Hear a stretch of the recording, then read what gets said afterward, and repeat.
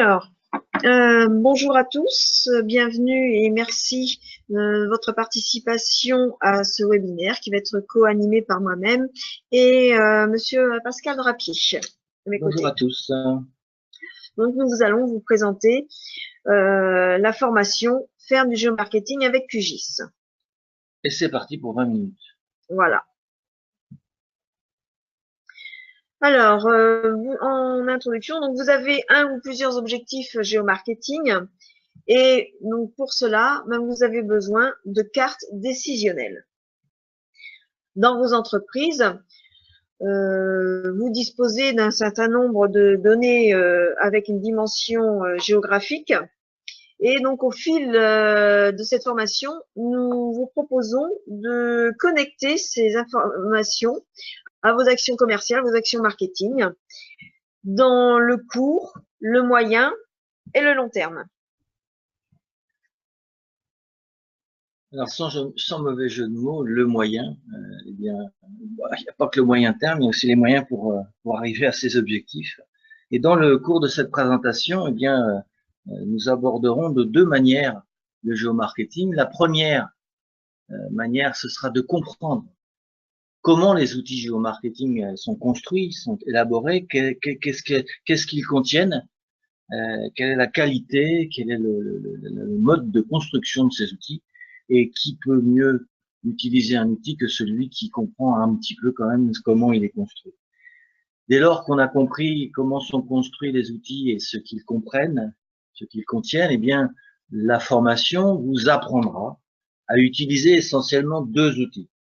Le premier, dont le nom est inclus dans le titre de la formation, puisque c'est faire du géomarketing dans QGIS. QGIS étant un logiciel de cartographie, un SIG, qu'on qualifie de desktop, c'est-à-dire qui est installé sur votre PC de manière autonome. Et le deuxième outil que nous utiliserons est un site extranet parce qu'il nécessite un mot de passe pour se connecter, et c'est un site extrêmement sécurisé puisque c'est un site HTTPS. Ce site permet de récupérer de l'information pour intégrer sous QGIS. Mais on peut aussi directement, à partir de GeoMarketing Studio, partager de l'information, soit sous forme de fichiers de tableau de bord, soit sous forme de carte. Un seul objectif, puisque vous savez que quand on s'assigne plusieurs objectifs, on est sûr de ne pas les atteindre. Un seul objectif de cette formation, eh bien, c'est de ressortir à l'issue de ces 2 jours avec un premier plan d'action d'amélioration de l'intégration du géomarketing dans votre entreprise si vous avez déjà des choses dans votre entreprise qui permettent de faire du géomarketing, mais ça peut être aussi le premier plan d'action pour la première utilisation du géomarketing dans votre entreprise. Donc cette formation, comme l'a dit Pascal, va se dérouler sur 2 jours. Et au cours donc de ces deux jours, vous allez voir la théorie sur donc les rouages du géomarketing et du logiciel QGIS, tout en laissant une grande place à on va dire, à de la pratique. Donc ça va aller donc de la sélection de données sous GeoMarketing Studio, quoi, au travail donc géomarketing en lui-même au sein donc de l'atelier. Et donc là maintenant, Pascal va vous parler plus précisément du géomarketing. Alors géomarketing, il y a deux racines dans ce terme. Le premier c'est géo et le deuxième c'est marketing. Le géomarketing, notamment dans sa conception française, eh bien c'est la dimension géographique du marketing. Alors, pourquoi cette transversalité du marketing? Eh bien, si vous analysez, et c'est ce qui a été fait dans une étude, le contenu des informations d'entreprise, vous constatez que 80% de ces informations contiennent une dimension géographique. Alors maintenant, si vous analysez le type de restitution que vous faites dans vos entreprises d'informations avec ces dimensions-là, Et je ne pense pas qu'il y ait 80% de supports avec des cartes dans l'intégralité de supports. Ceci vous permet de mesurer assez facilement le chemin à faire et le potentiel d'utilisation de la cartographie dans l'entreprise, et pas uniquement au niveau du marketing, puisque des directions comme l'inspection, comme la direction des ressources humaines, peuvent utiliser cette dimension géographique pour optimiser leurs décisions. Alors, le point de départ du géomarketing, en fait, c'est tout simplement l'adresse. Parce que sans adresse, on ne peut pas faire de géomarketing. Pas trop de théorie, mais malgré tout, un peu de théorie, parce que je ne connais pas de maison solide qui n'ait pas de fondation solide. Donc, l'organisation de la partie géomarketing de la formation s'articulera grosso modo autour de 4 grands pavés. Le premier, eh bien, c'est le brief. Alors, il n'y a pas que dans la communication qu'on fait des briefs, puisque dans la mise en place ou dans l'utilisation du géomarketing dans l'entreprise, tout commence par un objectif. Je rencontre trop souvent des dossiers dans lesquels on nous demande de mettre du géomarketing, et puis on verra bien plus tard qu'est-ce qu'on pourra bien en faire. Et le résultat est le suivant, on n'en fait pas grand-chose. Donc, que faire? Quel est l'objectif premier lorsqu'on veut utiliser le géomarketing dans l'entreprise? On vous montrera dans la formation quelles sont les utilisations potentielles. Alors, utilisation potentielle, certes, mais quoi? Et le problème, parce que c'est vraiment quelque chose qu'on doit résoudre quand on veut utiliser et maintenir un système de géomarketing, c'est ce qu'on appelle l'harmonisation des données, terme inventé par l'INSEE, qui consiste à harmoniser à la fois les données quantitatives et les contours géographiques. Aujourd'hui, les deux bougent. Les données quantitatives sont mises à jour régulièrement et les contours géographiques des entités comme les communes changent, comme vous l'avez pu le constater depuis quelques années, changent de manière permanente. Il y a plus de 1000 noms de communes qui ont changé dans les 3 dernières années. Changer, ça veut dire création de nouvelles communes qui sont souvent l'agrégation ou la fusion de communes existantes dont le nom devient un lieu-dit. Enfin, c'est très compliqué tout ça. Et ça, c'est un peu notre job. Harmonisation des données pour rendre les données directement utilisables dans un système opérationnel de géomarketing. Concept important aussi du géomarketing, je dirais que c'est un peu la clé de voûte du géomarketing, c'est le marché. Pas de marché, bien, pas de potentiel, pas de marché, pas de part de marché, pas de marché, pas de taux de pénétration. Donc tout commencera par la définition d'une zone de chalandise, qui sera votre marché, autour de votre ou de vos points de vente. Dès lors que ce marché est constitué, eh bien, l'objet du géomarketing sera de positionner ce marché par rapport à une norme. Et l'outil géomarketing est d'une remarquable efficacité pour vous aider à comparer les chiffres d'un agent sur sa zone avec ce que devraient être ces chiffres par rapport à une norme, par rapport à un référentiel. Et puis je finirai par un des points les plus importants que vous devrez assimiler à l'issue de cette formation sur le géomarketing, c'est que le géomarketing, c'est un iceberg. Le haut de l'iceberg, la partie émergée, c'est votre carte. Et pour arriver à cette carte, eh bien, il faut plonger dans les eaux froides profondément, dans les données, dans les outils, dans la partie immergée de cet iceberg pour pouvoir faire du géomarketing pertinent. Alors, on vous a parlé beaucoup de théorie, on va vous parler, maintenant, on va arrêter de parler, on va vous montrer. Et Myriam va vous montrer que sous Geomarketing Studio, eh bien, un gros challenge, elle va vous montrer comment on fait une carte en 5 minutes. Myriam, le challenge est commencé. C'est parti. Alors, je vais me connecter à l'interface Geomarketing Studio à l'aide de mes... ça n'a pas marché. C'est une vraie démo. C'est une vraie démo.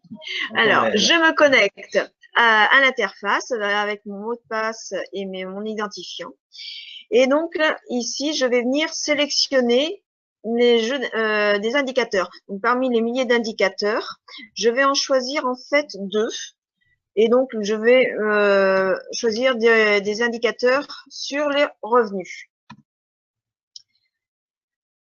Donc, on peut créer autant de jeux d'indicateurs dont on a besoin pour nos études. Pour cela, en fait, il suffit simplement donc de leur donner un nom. Vous remarquerez Voilà. que Myriam a utilisé le moteur de recherche qui est intégré dans cet outil pour rechercher ces variables. Parmi, comme elle l'a dit, un nombre environ plus de 16 000 indicateurs à la commune. Voilà, mon jeu d'indicateurs est créé. Maintenant, je passe à ma zone d'étude. Donc là, je vais créer une zone d'étude. Pour notre exemple, on va choisir le département du 44. Donc, on peut là également, hein, on peut créer autant de jeux de zones d'études dont on a besoin pour faire des études forcément plus locales ou faire une étude globale sur la France, France entière. Voilà, donc là, je donne un nom à ma zone d'étude. Et l'étape suivante, c'est la création en fait du jeu de données. Le jeu de données, en fait, on va associer nos indicateurs qu'on a créés précédemment. On va les associer à notre zone d'étude. Et là, je donne le nom à mon jeu d'indicateur, à mon jeu de données, pardon. Donc là, ce sont donc les médianes sur le département 44 à l'Iris. Et maintenant, je passe à la carte. 2 minutes 30. Donc, je garde. Je sélectionne mon jeu de données créé précédemment. Donc, sur une carte, hein, on peut créer on peut insérer différents jeux de données hein, de façon en fait à faire afficher différents indicateurs. Et le challenge, c'est 3 minutes là, pour faire apparaître la carte à l'écran. Donc, ma carte a été générée. Donc, pour la visualiser, je vais utiliser le web mapping MapIM. Et voilà, ma carte va arriver. Je coche les éléments et ma carte s'affiche au milieu. Et on voit ici qu'on a un certain nombre d'indicateurs.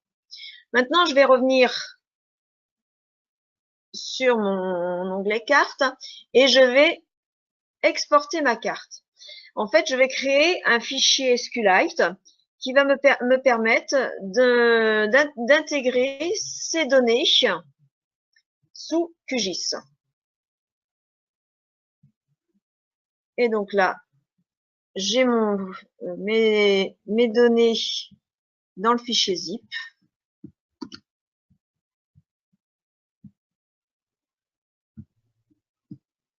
Voilà. Et là, donc, on voit que j'ai mon fichier SQLite. Je prends mon fichier SQLite et je le glisse sous QGIS. Et là, je peux même modifier l'apparence. Là, on va choisir un style gradué. On va choisir notre variable. Je vais prendre le disponible. On va choisir, voilà, on va réduire le nombre de classes. 4 minutes 40. On applique. Hop. Extraordinaire. Et voilà. Donc, on a réalisé donc une carte. Donc là, je pense que c'est bon. On a tenu les temps malgré quelques petits inconvénients techniques. Bah, c'est normal, c'est une vraie démo. Donc, en fait, ça vous montre vraiment qu'on est online. Voilà. Alors, on va reprendre le fil de la présentation. Donc voilà, vous avez pu voir hein, qu'on a réalisé une carte assez rapidement. 5 minutes. Voilà. 4 minutes 40 exactement. Bravo Myriam. Donc maintenant, je me laisse la parole à Pascal qui va vous parler un petit peu plus en fait donc de QGIS. Bien, après cette démonstration très très surprenante, 5 minutes, une carte, c'est extraordinaire, je trouve. Je vais vous parler de ce que l'on va aborder dans la formation à propos du logiciel QGIS. Alors, 2 mots sur QGIS, je vous l'ai dit, c'est un SIG, il est professionnel, c'est mieux quand on le dit. Il est aussi professionnel que d'autres logiciels sur le marché que vous utilisez sûrement, sauf que il a quand même une grande différence, c'est que celui-ci est, malgré des fonctionnalités aussi puissantes que les autres, il est gratuit. Il est gratuit, mais il est utilisé par des milliers d'utilisateurs dans le monde. Il est aussi maintenu par des centaines de programmeurs dans le monde dans le cadre d'un organisme international qui s'occupe des normes de la géomatique qui s'appelle OSGeo. Alors, qu'est-ce qu'il y a dans ce logiciel? C'est un logiciel complexe. C'est normal, c'est un logiciel puissant. Donc, ce qui dit puissant dit souvent complexe. Et dedans, il y a quoi? Comme dans tous les SIG, il y a d'abord des données, donc principalement 2 types de données, de la carte, du fond de plan, des base maps, de la carte, des contours. Et pour qualifier, pour faire des cartes avec des couleurs, il faut des données, la population, des revenus, de manière à faire des aplats de couleurs sur les contours en fonction des valeurs. Ce que vous a montré Myriam à la fin, quand elle a importé de GeoMarketing Studio un fichier SQLite avec les contours et les valeurs, et elle a modifié la forme en fonction des valeurs. Donc, point important, c'est que avec GeoMarketing Studio et un glissé-lâché, les données à la fois de contours et quantis sont directement dans QGIS par un glissé-lâché.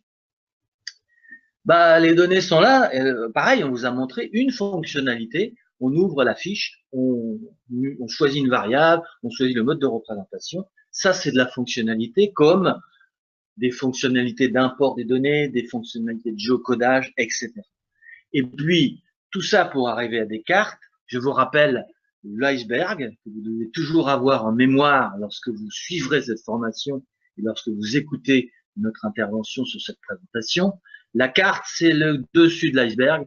Tout le reste, c'est en dessous. Et c'est l'objet de cette formation, c'est de découvrir ce qu'il y a, comment est constitué cet iceberg. Je vais passer la parole à Myriam sur le contenu de l'atelier géomarketing, qui est en fait la cristallisation de la formation un petit peu théorique sur GeoMarketing Studio, le géomarketing et QGIS. Alors donc l'atelier géomarketing sera en fait abordé sur une journée de pratique. Et dans cet atelier, vous allez voir comment on va passer d'un projet QGIS vide, comme on peut le voir à l'écran. Donc on va construire en fait ensemble votre outil géomarketing, et on va arriver à un projet contenant vos cartes décisionnelles.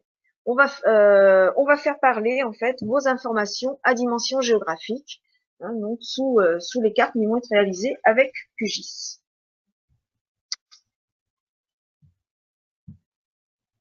Et maintenant, donc je laisse la parole à Pascal Drapier donc pour conclure ce webinaire. Alors, conclusion assez simple. On a eu la question de savoir pourquoi participer à 2 jours de formation alors que vous venez de nous montrer qu'on fait une carte en 5 minutes. Certes, mais je vous rappelle quand même l'iceberg, c'est toujours la même chose. C'est notre métier d'aide à la décision, quel que soit ce qui soit géomarketing ou pas, c'est de simplifier au maximum l'utilisation d'un outil. Donc, quelqu'un qui fait du marketing, il veut une carte. Quelqu'un qui est data scientist, il veut soit faire des cartes, soit maintenir son système. Et l'informaticien, lui, il veut une base de données avec les informations, et c'est tout. Donc, notre travail à nous, c'est d'illustrer ceci. Vous avez des besoins, vous nous les exposez, et dans la formation que vous allez avoir sur 2 jours, eh bien, on va vous donner une visibilité sur comment organiser vos équipes, comment organiser votre travail en vous formant bien sûr sur comment réaliser une carte, Mais une fois que cette carte est réalisée, comment l'interpréter, comment la véhiculer, comment l'utiliser dans votre entreprise.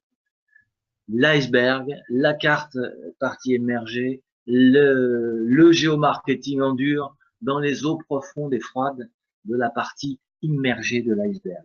Mais rassurez-vous, nous fournissons la combinaison en néoprène pour vous protéger contre le froid. C'est ça l'objectif de la formation. Mais je vous rappelle en introduction, ce que je vous ai proposé, c'est que à l'issue de ces 2 jours de formation, vous repartiez avec votre propre plan d'action personnalisé. Nous travaillons ensemble à la construction de ce plan.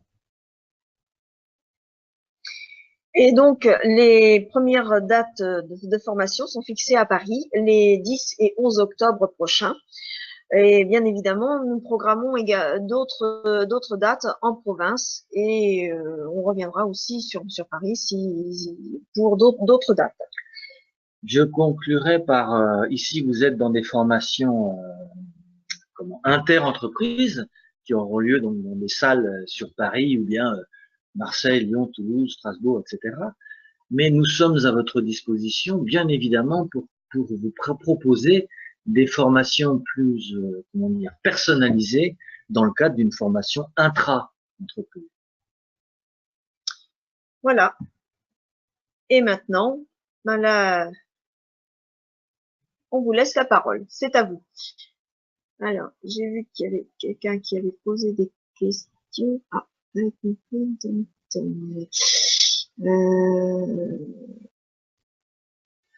alors, ouais, je peux peut-être mettre les. Donc, T'as mis les micros, oui, j'ai là, mis les c'est ça? micros. Donc, Émilie Lopin nous posait la question donc sur les dom-tom. C'est par rapport aux données géomarketing, c'est ça? Oui, tout à fait, oui. Et donc en fait, on a dans notre base, la base de GeoCube, on a un certain nombre de données, au niveau notamment du recensement. On a un certain nombre d'informations qui portent sur les dom-tom. Le sirène Okay. aussi. Tout ce qui est sirène, puisque maintenant, voilà, vous savez que le sirène est comme en open data depuis 1 an et demi. Et donc, on traite le sirène, nous, en agrégeant les informations par code APE avec Iris, mais on propose aussi ce qu'on appelle les POI, c'est-à-dire des adresses géocodées que vous pouvez représenter sous forme de carte puisqu'elles sont géocodées. Donc vous avez une base d'environnement commercial plus ou moins aboutie avec les sirènes, ou vous arrivez à qualifier les entreprises que vous recensez dans votre base, ou comment c'est présenté? Alors aujourd'hui, nous récupérons les informations qui sont présentes quand vous récupérez une fiche sirène auprès de l'unité. Donc il y a l'information sur la nature juridique, sur certaines entreprises, la classe de chiffre d'affaires et la classe d'effectifs. Mais sachez que cette information, c'est une information administrative. Elle est essentiellement faite pour récupérer les impôts, pour récupérer les charges sociales. Donc toute l'information commerciale présente sur ces fiches n'est pas très fiable. D'accord. Une récente étude en interne a montré que seuls 8% des numéros de téléphone étaient valides. D'accord. Renseignés, donc c'est même pas valide. Après, voilà. Nous utilisons essentiellement ces informations comme informations de qualification d'une étude, mais pas comme outil d'action commerciale. Ok.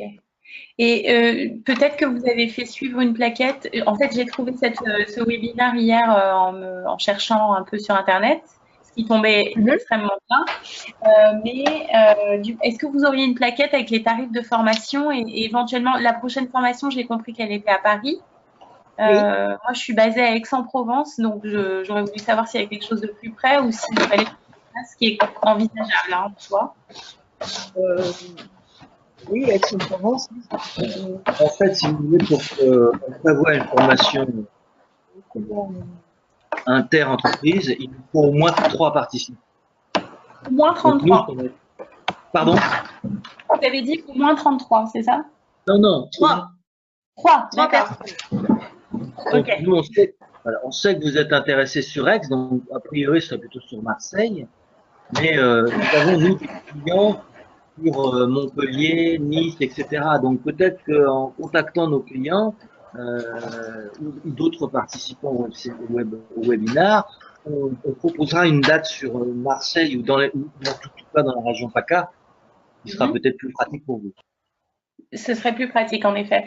Et du coup, ces plaquettes avec avec au moins la formation de Paris et les tarifs, j'imagine que que ce soit à Paris ou à Marseille, les tarifs ne doivent pas être très différents. C'est juste pour pouvoir travailler sur un petit plan de formation pour moi ou mes équipes. Et intégrer ça. On vous enverra les tarifs. Je vais préparer quelque chose sur une formation sur Marseille, à titre d'exemple. Comme ça, vous verrez. Mais je pense que les tarifs devraient pas être tellement plus importants. Ok. Tout dépend. Tout Je veux dépend. bien aussi celle de Paris, dans le sens où c'est un besoin qui est quand même assez, c'est un besoin que j'ai depuis un petit moment et voilà. Enfin, il est possible. Enfin, je peux me rendre à Paris aussi sans difficulté, donc c'est aussi un moyen pour moi peut-être de gagner du temps. Donc, je veux bien ces deux informations si vous pouvez me les communiquer. Très bien. Vous avez besoin de mon email ou vous l'avez déjà dans votre base? Alors, par contre, je n'ai, enfin, j'ai emily.lopin@gmail.com. Oui, C'est ça? c'est bon. Oui, oui. D'accord. Et vous travaillez c'est au sein d'une entreprise? Je suis en freelance, mais je travaille pour plusieurs comptes, oui. D'accord, d'accord. Vous êtes en freelance. Ok. Et pour quel type de client vous travaillez? Du retail principalement. Retail? Voilà. En fait, j'ai beaucoup Mapinfo, mais je préférerais passer sur QGIS pour plein de bonnes raisons. Oui. Eh ben, c'est bien. Au moins, on a un objectif commun. Vous voyez, dans le brief, Voilà. c'est de Mapin. En plus, dans le cadre de la formation, vous pouvez très bien venir avec vos données Mapinfo. Vous verrez que ça s'intègre très bien. Ah oui, oui, les transformations de table d'un langage à l'autre se font assez aisément. Parce que souvent, on trouve des formats shape qu'on peut intégrer aussi dans Mapinfo. J'avais dû faire cet exercice-là. Mais vous pensez qu'on peut faire des économies d'apprentissage sur la logique de ce logiciel ou pas? Ou est-ce que je dois repartir de zéro et considérer qu'en gros, je suis débutante sur le sujet complètement? Non, non, si vous avez pratiqué Mapinfo, vous irez beaucoup plus vite sur QGIS. D'accord, ok. Complètement. Parce que c'est vrai que pour moi, c'était une petite source d'angoisse, je vous cache pas. Je vous rassure complètement. En fait, c'est que voilà, vous allez rencontrer les mêmes choses, mais pas au même endroit. D'accord. Et avec votre recul sur le sujet, vous considérez que, enfin, j'imagine que vous êtes convaincu, sinon vous feriez pas ce type d'intervention sur QGIS, mais vous pensez qu'on a cette migration que j'envisage, elle sera bénéfique au-delà de l'aspect financier sur l'outil en lui-même ou pas? En fait, je me rappelle quand j'avais une formation en anglais aux États-Unis, le professeur m'avait dit, "The answer is in the question." La réponse est dans la question. De fait, si vous vous posez la question de changer de logiciel, c'est que vous n'êtes pas satisfait de ce que vous faites avec Mapinfo. Et nous, on a essayé de vous faire sentir que dans cette formation, on l'appelle QGIS parce que la plupart des personnes ont un logiciel desktop dans leur environnement de travail. Mais nous, ce qu'on propose, c'est l'atelier géomarketing. Et dans cet atelier, vous avez bien évidemment QGIS, mais on a des clients qui ont GeoConcept, Mapinfo, etc. Mais c'est l'environnement de travail. Et notamment GeoMarketing Studio qui fait la puissance de GeoMarketing. Et pas ni QGIS ni Mapinfo. D'accord, ok, je comprends bien. Voilà, c'est l'atelier. Ok, merci beaucoup. Je vous en prie. Merci à vous pour votre participation. Je vous en prie, je vous ai trouvé comme ça, c'était un petit bonheur, donc un petit bonheur la chance, comme on dit. Tant mieux. Je suis sûr qu'il fait aussi beau à Aix-en-Provence qu'à Nantes. Ok.